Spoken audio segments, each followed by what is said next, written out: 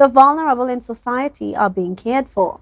This, as the Division of Health, Wellness and Social Protection, held an emergency shelter workshop to ensure that shelter protection is provided for them. Secretary of the division, Dr. Faith B. Yisrael, gave insight into this initiative. We bring you more on this story.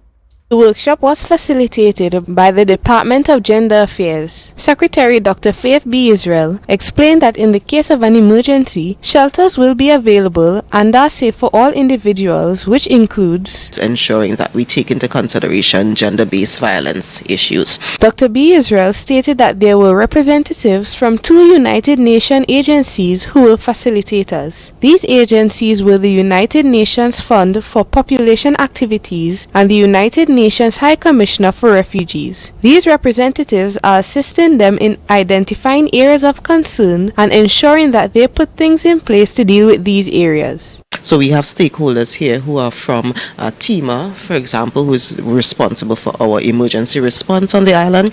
There are other individuals, other stakeholders, social workers and so forth who are also part of that response.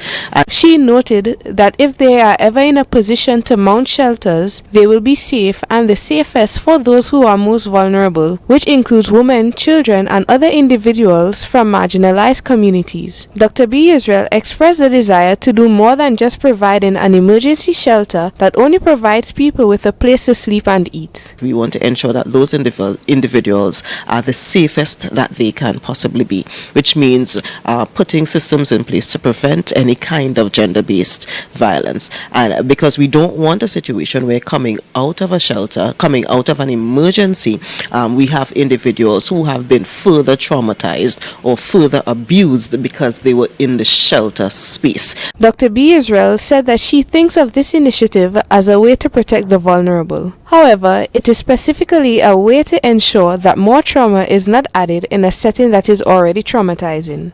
Ariana Scipio, Tobago Updates Television News.